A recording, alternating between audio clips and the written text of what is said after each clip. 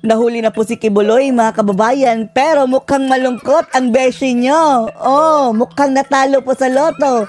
Ito si General Diwata, mga kababayan, dahil hindi siya ang nakahuli. Ngayon pala, mga kababayan, etong si Kibuloy ay kusa pong sumuko. At hindi po sa KOJC, ha? Kinumpirma po yan mismo, mga kababayan, ng abogadong si Atty. Tolentino na etong si Kibuloy, mga kababayan, ay kusang sumuko sa AFP. Sabi nitong si Atty. Mark Tolentino, mga kababayan, it was confirmed na walang bunker sa KOJC. Gaya ng sinasabi nitong si Torre. Oh, si Pastor galing sa bundok bago siya nag-surrender sa ISAF. Intelligence Force po yan ng AFP, mga kababayan, yung ISAF. At kinumpirma din ito ng iba't ibang mga pahayagan, mga kababayan, katulad nitong The Mindanao Times, Sunstar Davao, at iba't iba pang mga pahayagan local, ha? Dahil iba po ang binabalita sa mga mainstream media, mga kababayan, na nahuli daw sa loob ng KOJC, which is not true. Hindi totoo, o baka pinapalabas lang nila. At kinumpirma din ito ni Torre, mga kababayan, dahil hindi niya alam ang mga pangyayari. Kung doon nahuli sa KOJC, mga kababayan, malamang siya na ang unang napakita dyan sa media. Sabi dito sa Mindanao Times, Sunstar Davao at iba't iba pang mga local news sa Davao, mga kababayan, na Pastor Apollo C. Kibuloy surrendered to Major General Edmondo Peralta, Commander of the Intelligence Service of the Armed Forces of the Philippines. Ngayong araw na ito, mga kababayan, sa Davao po nag-surrender si Kibuloy, mga kababayan, at ngayon daw idinala na si Pastor Apollo C. Kibuloy sa headquarters sa Camp Emilio Aguinaldo, Quezon City. Kaya po pala dito sa picture, mga kababayan, kung makikita nyo, is nangitim. Nangitim po si Pastor Apollo C. Kibuloy, mga kababayan. Kung nasa bunker yan, mga kababayan, dapat mukhang zombie na sa puti dahil walang ilaw, walang sunlight yan sa bunker, nangitim. At good move po ang pagsuko na ito ni Kibuloy, mga kababayan, dahil napakita niya kung gaano karahas itong mga demonyo, mga kababayan, senatore, na kahit walang basihan ay nanghaharas. Parang hino-hostage ang KOJC, mga kababayan, kahit wala naman siya doon.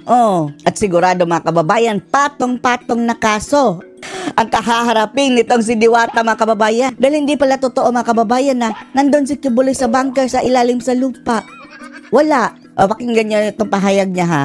Ang mga details na hindi ko talaga alam. Hindi alam.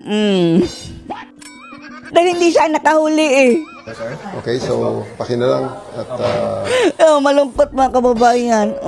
Sad voice. hindi ko talaga alam ang mga details na yun. Hindi ko talaga alam. Dahil sa ISAF po nag-surrender, mga kababayan, ay galing sa bundok, sabi ng attorney, mga kababayan. Pero siya po ay nanggaling mismo dito sa Davao. Sa Davao na bundok, ha? Tapos idinaan doon sa mga kababayan sa airport malapit sa KOJC. Yan ang pinick up ng media, mga kababayan, na nakita daw doon si maraming tao dinala sa military plane, C-160 ba?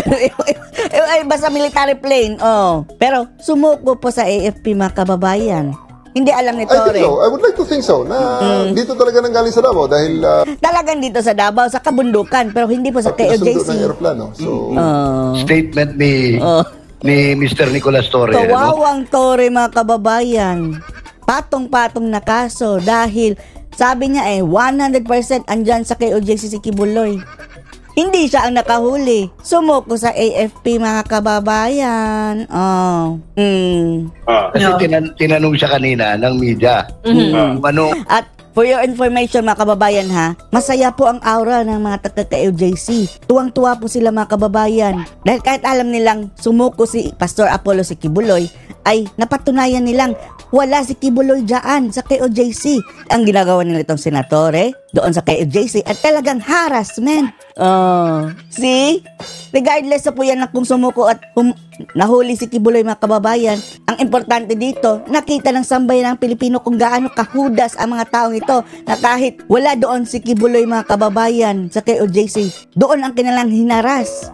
Ang reaction niya dito sa balita. Malungkot. Eto sabi niya, wala po akong idea sa full story niyan. I think you have to ask the secretary kung paano ang full story, kung paano nahuli o sumurrender si Mr. Kibuloy.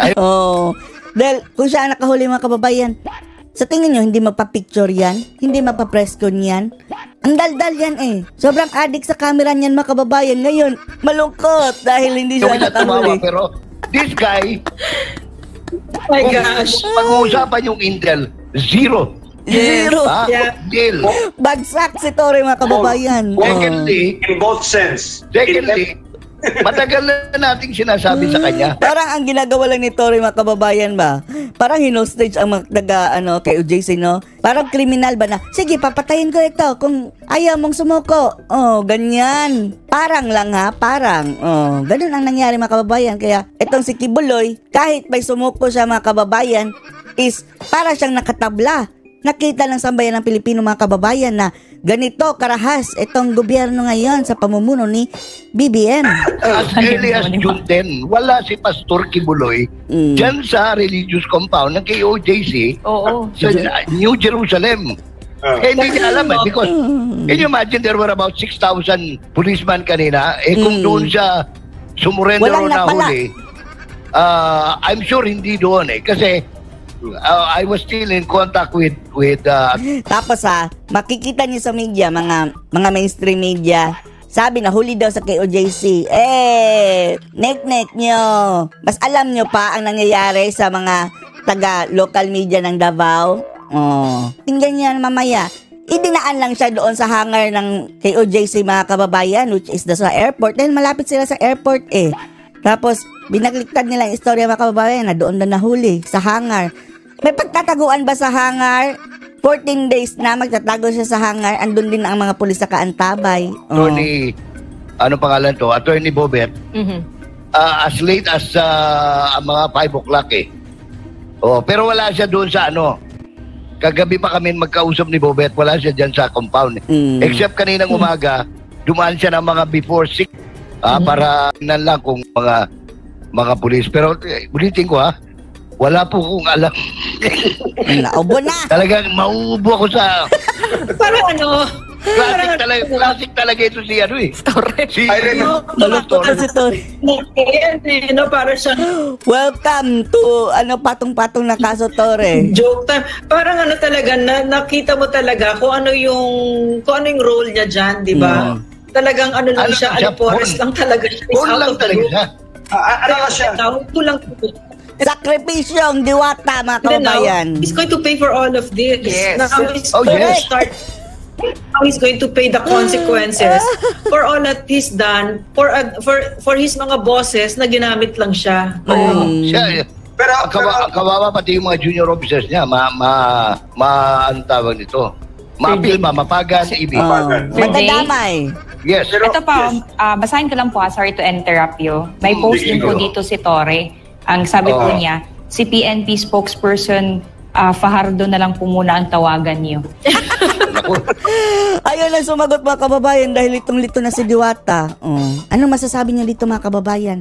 Na hindi si Torre ang nakahuli kundi sumuko si Kibuloy sa AFP, sa ISAF po mga kababayan. Galing sa kabundukan, sabi ni Attorney Mark Tolentino, nandun na rin yan sa mga local news sa Davao City. Post your comments below.